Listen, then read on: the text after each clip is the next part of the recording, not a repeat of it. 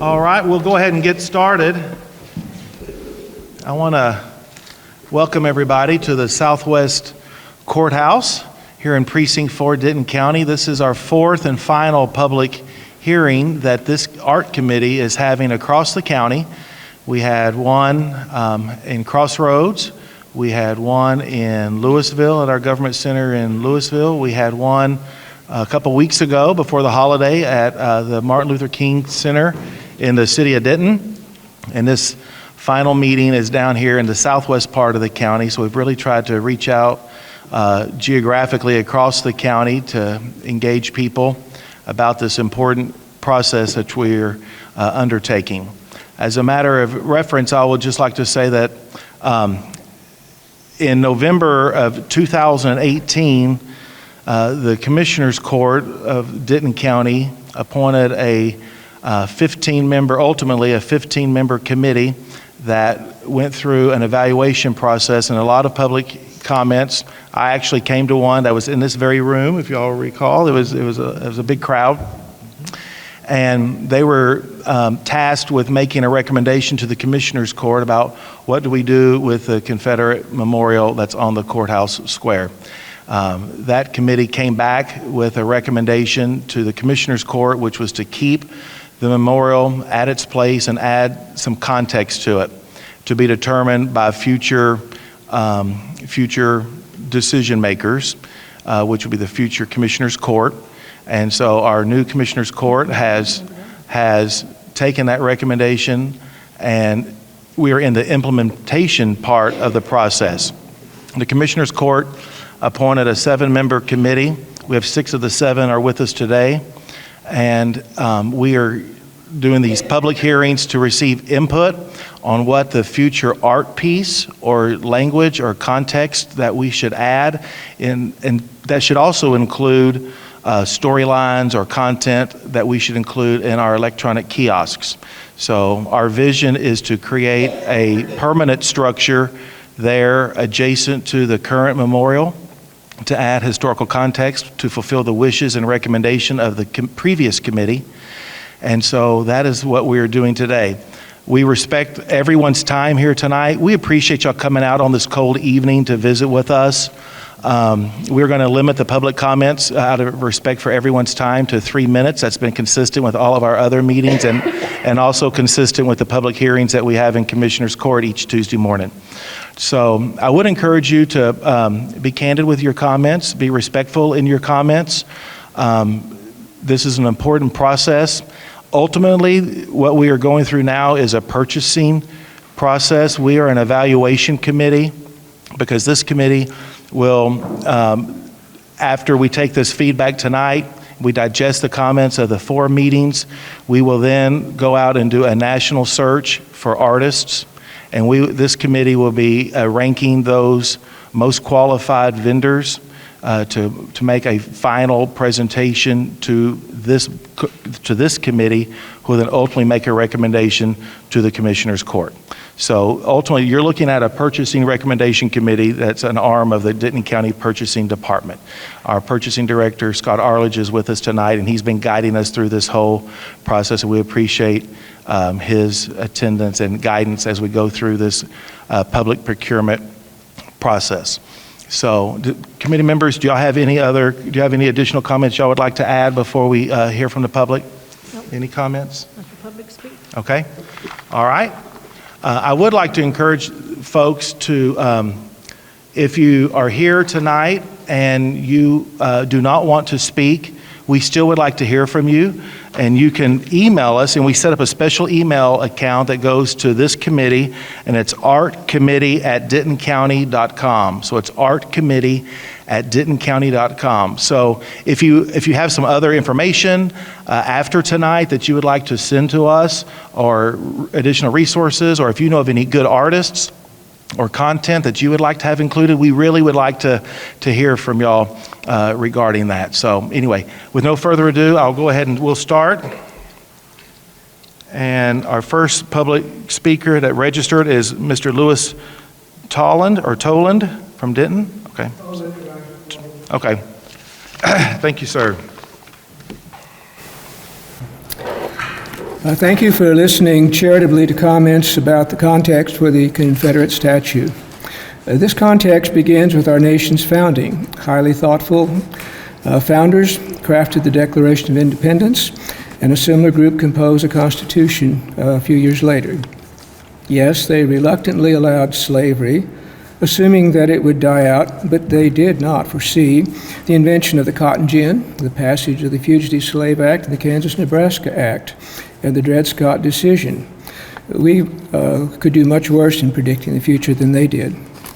The public controversy over context often degenerates into caricaturing the Confederacy as so vile that no public image should remain. More careful reading of history reminds us that neither the North nor the South held uniform views any more than we do now, for example, the abortion issue. In the North, Unionist views dominated,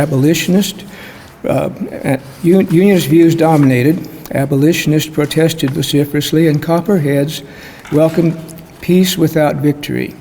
In the South, thousands of men fled northward to join the Union armies.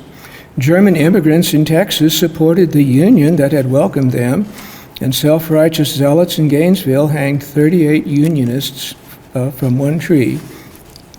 When writing the context, please remember that we humans are composed unevenly of virtue and vice. Caricaturing all Southerners as evil is as lazy as it is dishonest. The planters who exploited slavery were a sliver of the population. The soldiers' motives more often rested on presumed states' rights, and even more importantly, on intense peer pressure to resist the North, who had to invade the South in order to win. Worse, the Confederate government that originally condemned Northern oppression transformed into an intolerant central government that conscripted males from 17 to their 50s. Civil War and Lincoln historian Harold Holzer commends Annapolis, Maryland, for opposing the statue of racist Chief Justice Roger Taney with a statue of Thurgood Marshall. Civic leaders there understood what novelist Ralph Peters warns: robbing the heritage of one group to please another is self-defeating. The Golden Rule is our best guide, allowing free speech for the dead, black and white. Thank you.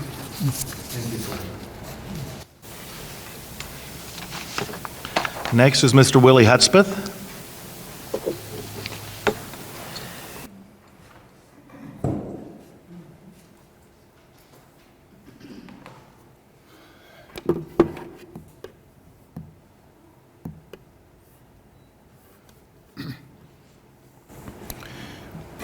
As I thought a little bit over this last 2 weeks and after what happened at the MLK, I reflected a little bit on what my stance is and why I'm taking that stance.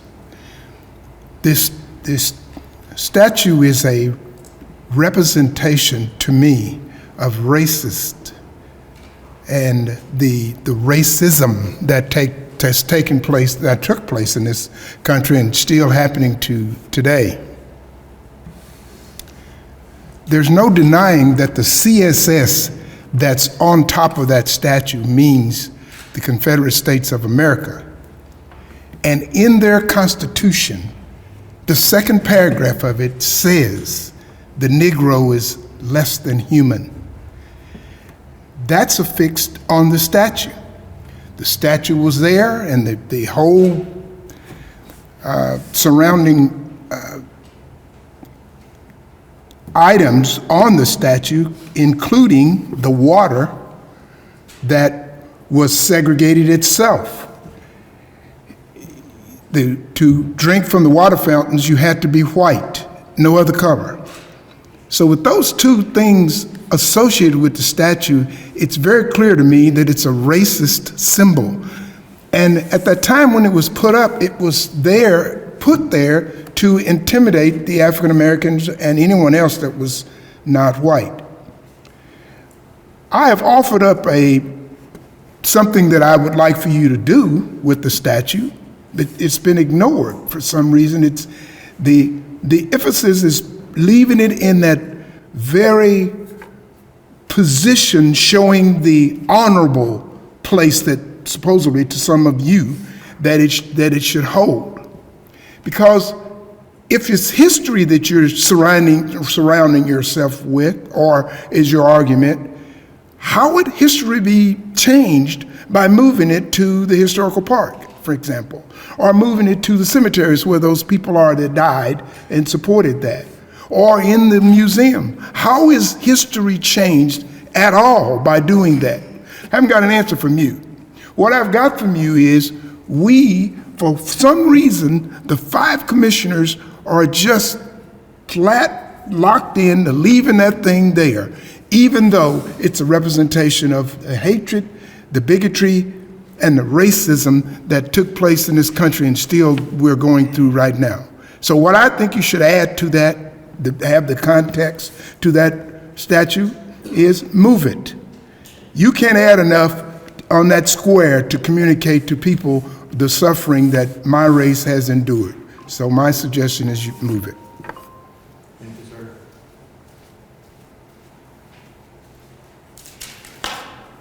All right, next is William Freeman.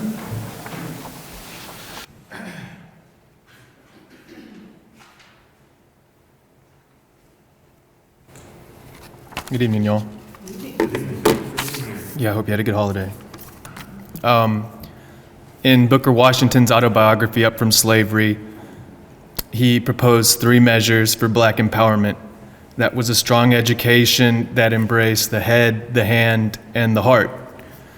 It seems today we have opted out of this and instead taken up the philosophy of burn the books and destroy the arts.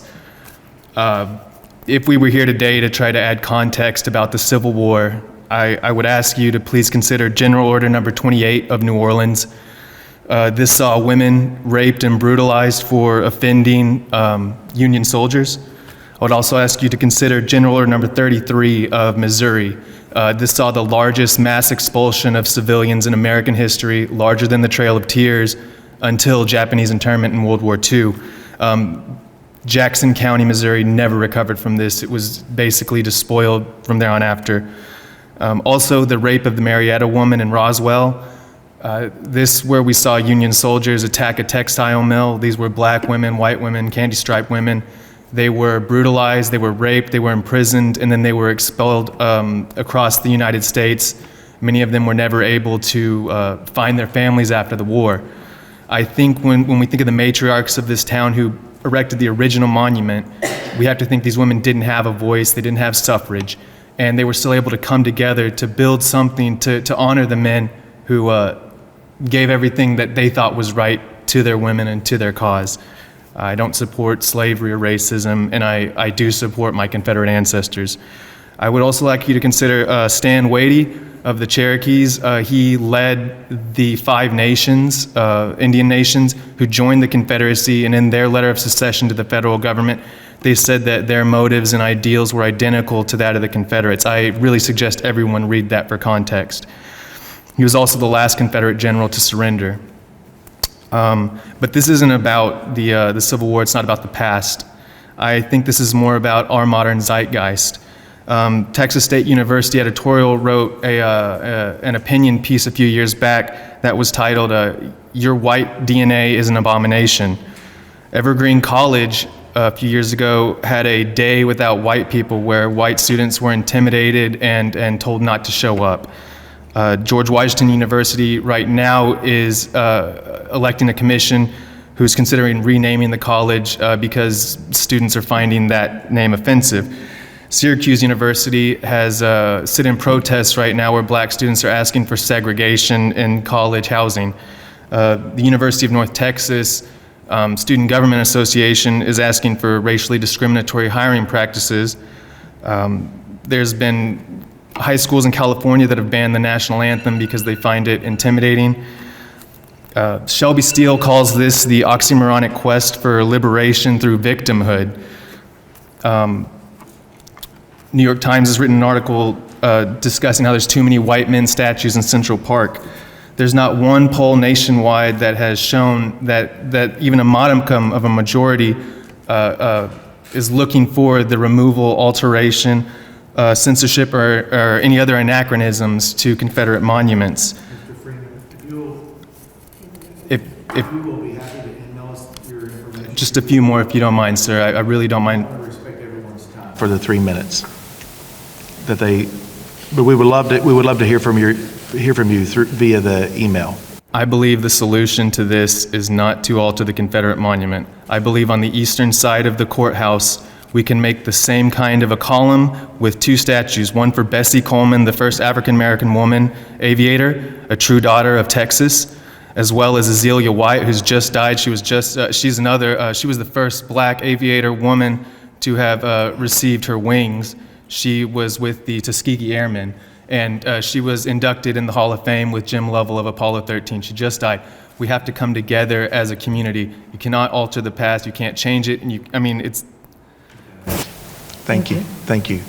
We would love to have you email us that information. We would love to have received that. Is there anyone else that is in attendance that would like to speak to provide historical context or suggestions? You do have someone else that's showing up?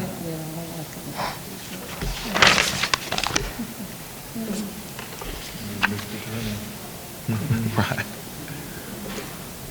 We'll see if she wants to. Yes, ma'am. Oh, come on, you can come. Just state your name for the record. Come on in and state your name for the record. Mary Morris, M-O-R-R-I-S. Mary Morris? Live in Highland Village. Before we came over tonight, I did read about the memorial when it was put up, the United Daughters of the Confederacy, and I read a little more of the history of slavery and African Americans in Denton County. And it seems to me to put that in any kind of context is going to be very difficult, but that it should be totally encompassing of all of the atrocities that have been done in the name of maintaining white supremacy over the years. And that this is going to be a very difficult task, and I certainly, I would have, had I had a countywide vote, I would have voted to tear it down, but that wasn't my option. So I do think that you need to look at the full range of atrocities, discrimination done to African Americans, and think fully about what that thing means when you walk up to the county courthouse.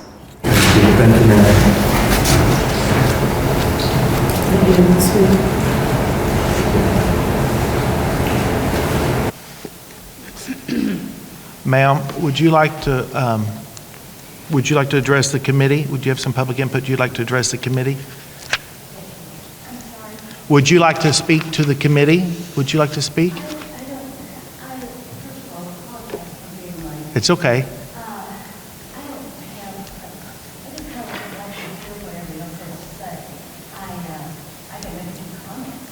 Sure. Sure.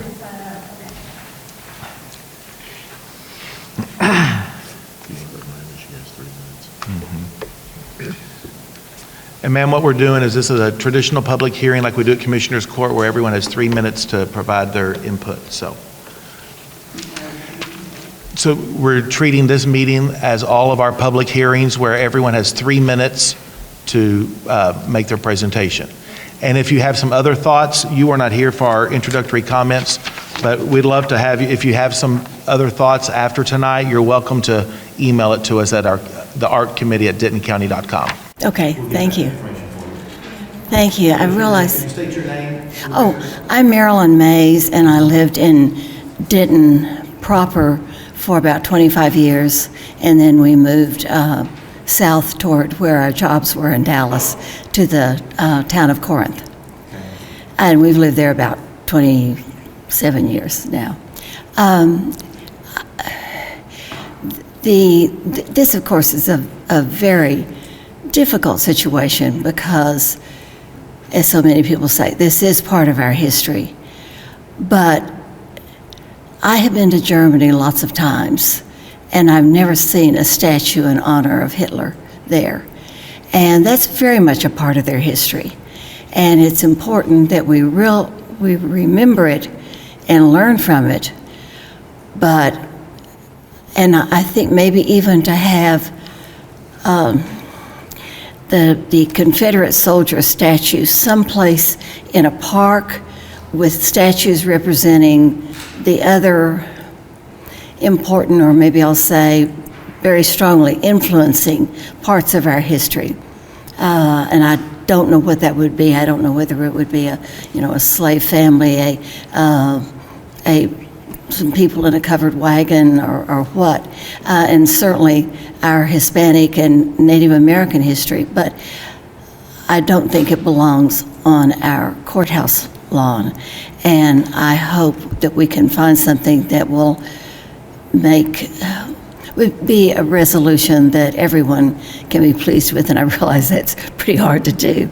But I figure if we have enough people working on it, then a lot of people can come up with some good ideas, and out of that we can surely pick one. So I appreciate very much having the opportunity to talk. Thank you. All right, is there anyone else in attendance who would like to address the committee tonight? Is there anyone else in attendance who would like to address the committee? All right, hearing no further comments, we'll go ahead and close the public hearing. I will tell you all that we will be giving a report to the Commissioners Court based on the findings of these 4 public hearings and giving an update. Oh, we have 2 more people come in. We'll go ahead and acknowledge them. That's her family. That's y'all's people? Yeah. Okay. They're not gonna Okay. speak. All right, they're going to speak. So I anticipate us giving an update, a status update to the Commissioners Court after the first of the year to give the court an update and identify the next steps which this committee will be taking. So again, thank you all for being here tonight. This is a difficult subject to discuss. This committee, and I appreciate each one of these members being willing to serve on this important committee as we try to do the right thing and add a historic context and fulfill the wishes of the previous committee. So anyway, without any further business, we are adjourned. Thank you. Okay.